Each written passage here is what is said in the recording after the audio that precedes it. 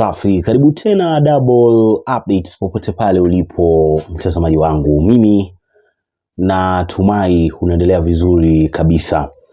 William Samoei Ruto this time round ameamua kutoa William Samoei Ruto yake na kuonyesha dunia kwamba atawafyeka wale ambao wanaendelea kuzuia mipango yake namna ambavyo anataka. Unajua tunatakiwa kuishi kwa namna ambavyo inatakikana, lakini kwa upande wa William Samoei Ruto anaichukulia vitofauti kidogo. Yeye anaamini itafanyika anavyotaka, lakini kama kuna mtu atafanya mistake ya kuzuia au kuweka kizuizi kwenye kitu ambacho anataka kufanikisha, then ana kazi moja tu, kukufyeka. Na yeye mwenyewe alizungumza, sio swala la mimi kuzungumza kitu ambacho sijui, hapana. Yeye mwenyewe alizungumza akasema kwamba kama una mipango ya sijui kuzuia ama sijui kufanya nini, then mtapatana tu.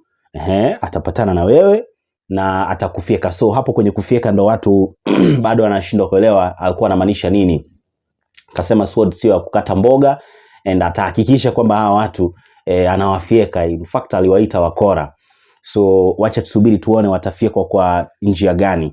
And watu waliichukulia kirahisi, lakini watu ambao walilengwa, watu wa kawaida waliichukulia huyo ni William Samoei Ruto anaongea vitu vyake na amekasirika na vitu kama hivyo, lakini trust me, watu ambao walilengwa wao waliichukulia serious. Na miongoni mwa watu ambao walichukulia serious issue hii hapa ni Okiya Omtatah. I think watu wanatakiwa kumsikiliza fresh William Samoei Ruto na usikilize Omtatah kitu ambacho anazungumza kuhusu kauli hiyo ya William Samoei Ruto. Ndo tuendelee. Sikiliza hapa. So yule mtu ambaye anaenda kotini ati anataka kuzuia ati tusijenge manyumba hawa vijana wapate ajira, ati tusifanye ile kazi yote ndio Kenya tubadilishe, hawa ni watu ambao ni maadui wa taifa letu la Kenya. Na mimi nataka niwahakikishie nyinyi mnimpatia uwezo, hawa watu wote ambao wanataka kutuzuia, mimi nitapambana na wao. Mimi nahitaji tu maombi yenu, kwa sababu si mnajua nilipatiwa panga pale, nilipatiwa sword kubwa hivi. Kwani mnafikiri hiyo sword ni ya kukata mboga? Ni ya kufyeka wakora hawa? Ndawafyeka kabisa. On Sunday, I went to Langata police station, having seen what the president said in Mogosho in Kisii on the 16th Saturday, whereby he issued a death threat against me and other people who have gone to court and successfully challenged his basically nonsensical housing, so-called housing fund, housing levy fund, or housing levy tax, whatever it is. So he made remarks whereby he directly isolated the people who had taken that case to court,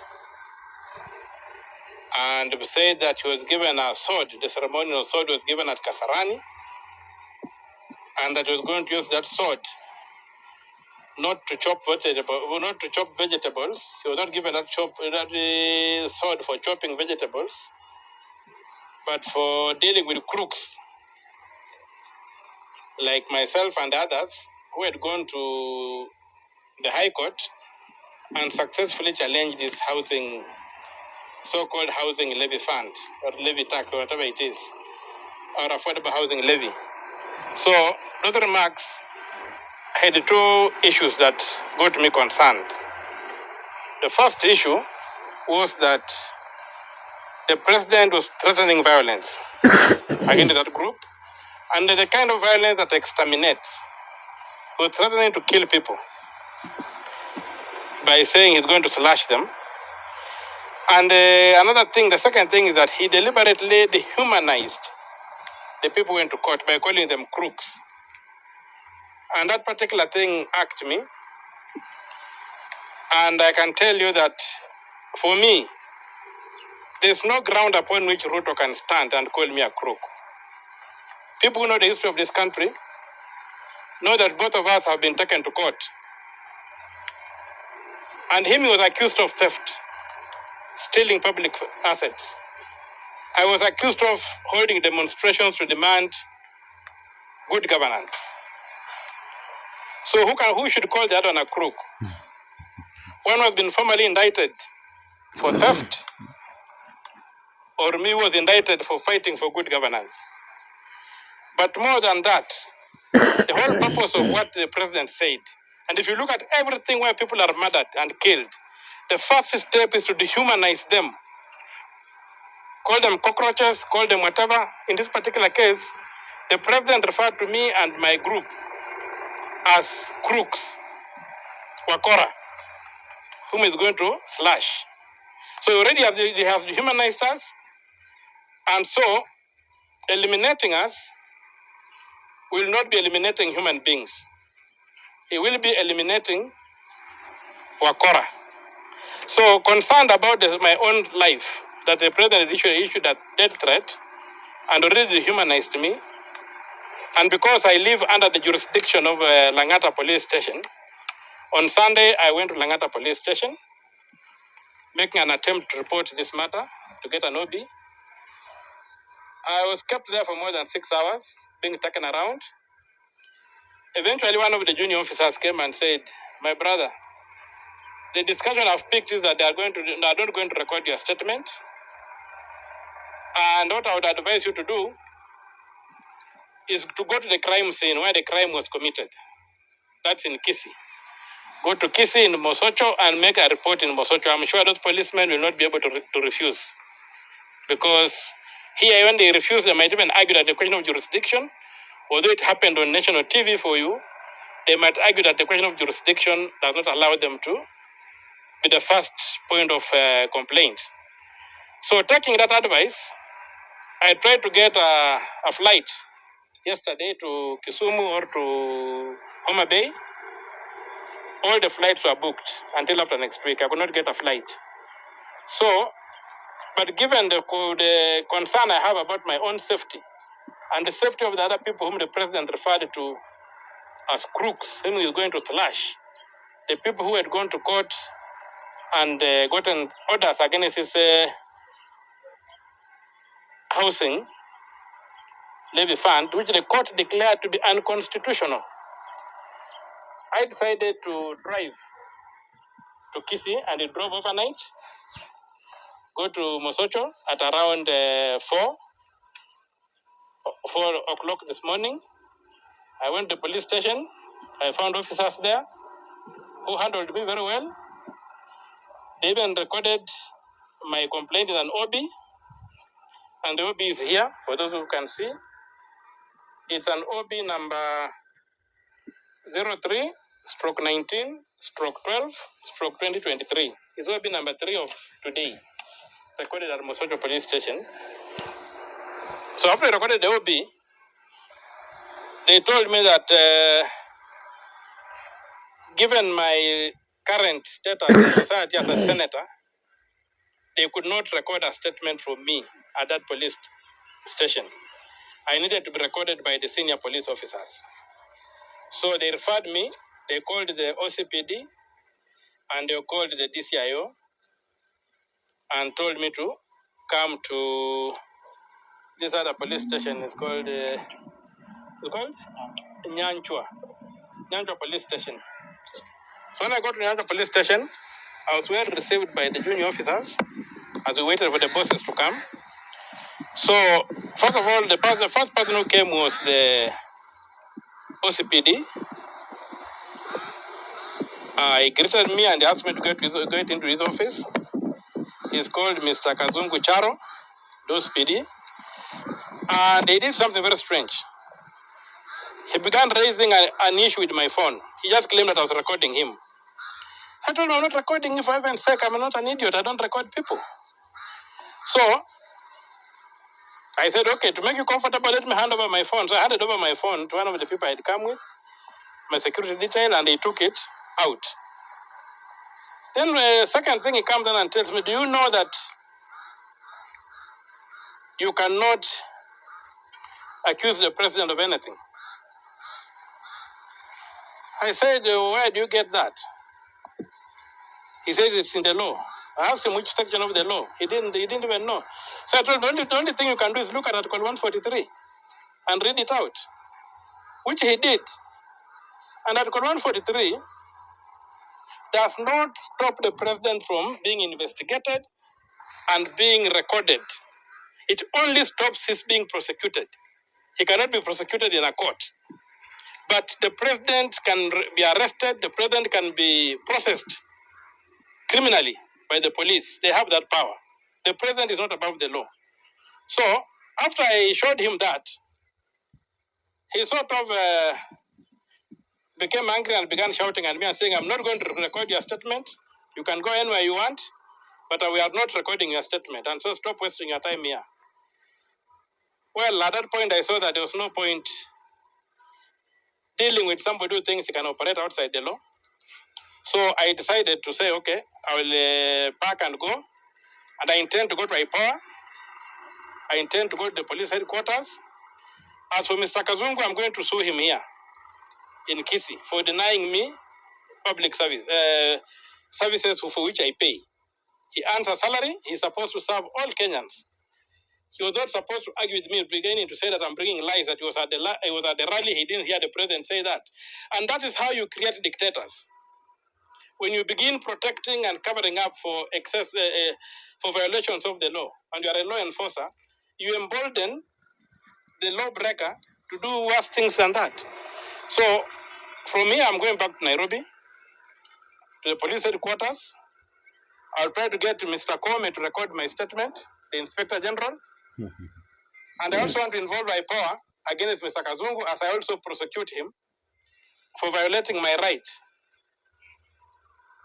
to be served by the state. So, those are the few remarks I have. But I'm taking what the president said seriously. I'm not going to blink, but also I'm not going to withdraw from the court. We are going to use the court because the court is a legitimate forum for settling disputes. And the president, he talks of his being not unstoppable. My advice to him is that he's only unstoppable if he's operating within the law. The moment he steps outside the law, he's stopped by the Constitution.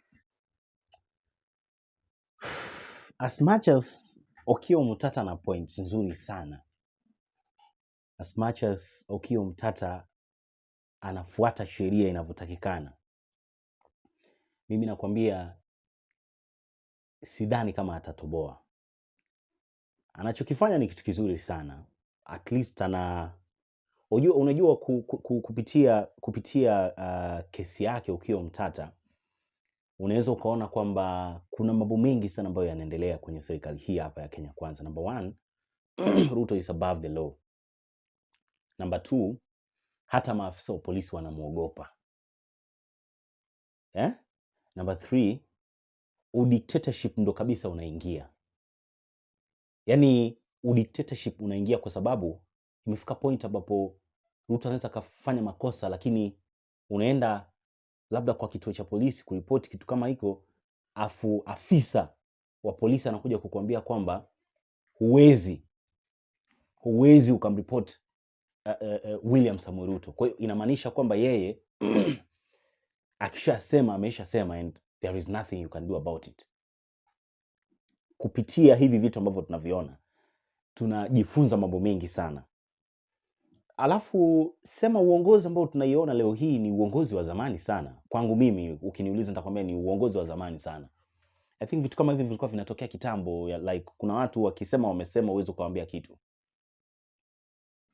Sasa kwa anachokizungumzia Okiya Mtata, amesema kwamba anakuja Nairobi hapa kutafuta IG Kome. Wewe IG Kome ukimwangalia vizuri, ukishasikia tu jina Kome, ukishamsikia tu wewe unaona kama kuna kitu kinaweza yani IG Kome, Inspector General Kome mmoja huyu ambao tunamjua Mtata ndo unamzungumzia eti ata record.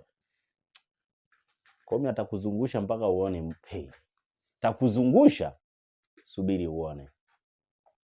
So hapa kuna mambo mengi sana ambayo yanaendelea, mtazamaji wangu.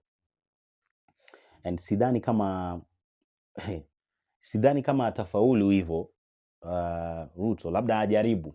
Unajua yeye labda ana mipango and anajua ni kwa sababu gani anaifanya kwa njia ambayo ameamua kuifanya. Mafua bado inanisumbua hapa, inafunguka, lakini I mean najifunga funga but nitakuwa sawa So angalia hapa. Ruto na sword yake number 1 anataka watu wamuogope. Ndio kitu ambacho nimekuja kugundua. Number 1 anataka watu wamuogope. Ndio watu kabisa wasipinge mambo yake. Unajua hapo sasa ndo amekufungia usiende kotini. Hapo amekufungia usiende maandamano. Cha ajabu ni hivi vitu vyote viwili ambavyo mimi nakutajia vipo kwenye sheria na unaruhusiwa kufanya. Bora tu unaifanya kwa njia ambayo hausumbui watu wengine. Unanipata, yani unaruhusiwa kufanya maandamano, unaruhusiwa kabisa kuongea. Yaani yeye mpaka ukiongea ni shida. Ukimpeleka kotini shida, ukifanya maandamano shida. Hivi vitu vyote vinaruhusiwa. Yeye ukiangalia hata vitu ambavyo anafanya ndo kabisa haviruhusiwi. Sasa nataka ujiulize hiyo watu wataishije? Number 2 inaonyesha yeye akisema usiende kotini, akisema usifanye maandamano, inamaanisha ni yeye anafanya kitu kibaya. Kwa sababu nataka ujiulize, kama ni kweli anafanya kitu kizuri William Samoei Ruto, kwa nini akuzuie usiende kotini? Kwa sababu anajua ukienda kotini utamshinda. So ndo usiende kotini, anakuthreaten, anakuambia sijui nini, yani yeye ndo yani ushai kuona mtu ambaye anajifeel, like mimi ndo president, anajifeel. Atasahau kuna muda atakuja kutoka. Atakuja tu kutoka kwa siku fulani, atakuja tu kutoka. Hivi vitu sio vitu vya hivi vitu sio vitu vya kukaa eti milele bana. Sisi wenyewe tunakufa, sisi binadamu.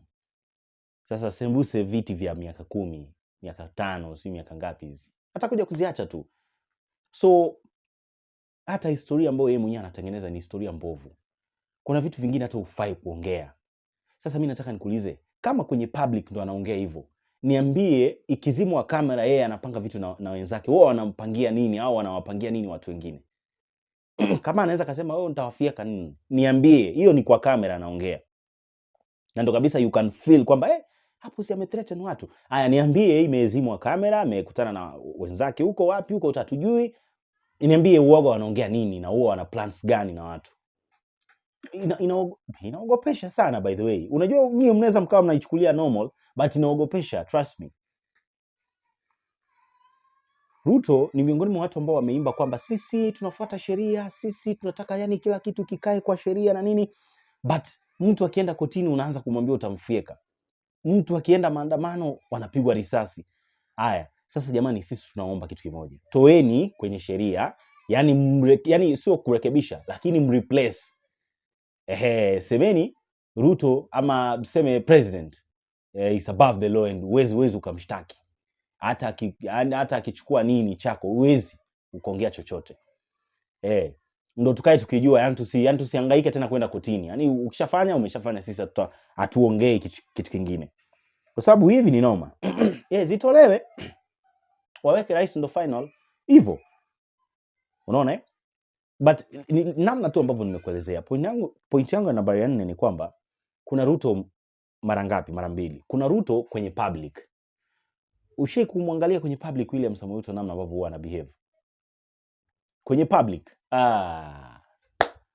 Natetea wa Kenya, nataka kuwasaidia, mambo yatakuwa sawa. Stories nyingi. Alafu baadaye huwa ni kitu kipi ambacho kinatokea? Akishaenda huko sasa kwenye uamuzi, kuna Ruto wa public, kuna Ruto sasa wa kufanya uamuzi. Kuna Ruto wa kuna kazi 1000 Germany na kuna Ruto sasa wa na kupandishia ID mpaka 2000. Unaona Kuna Ruto wa ICT hubs kwa kila ward. Alafu sasa kuna Ruto wa apply license ni shilingi 5000. Kuna Ruto, kuna Ruto mara 2. Kuna Ruto wa kuahidi huku na kufanya vitu vionekane vimepakwa mafuta vizuri. Alafu sasa kuna Ruto wa aina hii ambao nimekuelezea mtazamaji wangu. So ni noma.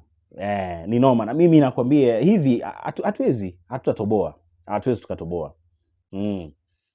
Kumbuka hawa ni miongoni mwa watu ambao walimlaumu sana kipindi hiko Uhuru Kenyatta. Uhuru anaamua vipi? Mbona anasumbua watu? Mbona sio walikuwa wanahitaji. Kuna kitu walikuwa wanaita hapa. Si deep state. No. Sio deep state. Hii inaitwa aje hii nyingine hii? Kuna kitu, sema nimeisahau. Nimeisahau, lakini nikikumbuka nitakwambia. Kuna kitu walikuwa wanakisema hapa sana. eti yani watu wanatumia nguvu nyingi, mambo mengi tu mtazamaji wangu. But wacha subiri tuone itakuwa jikwaje. I don't know kwa upande wako issue hii unaizungumziaje? Mimi nakwambia dictatorship ambao ipo imewashwa full swing na itaendelea hivi hivi mpaka baadaye. Na si tu kwamba itaendelea, imekuwa ikiendelea.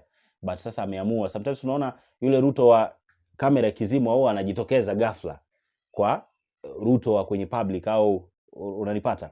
So wacha tusubiri tuone itakuwa jikwaje. Hebu nipe maoni yako hapo chini kwenye sehemu ya comments, lakini kikubwa zaidi subscribe ili uendelee kupata taarifa nyingi na mpya kila wakati. Bye bye.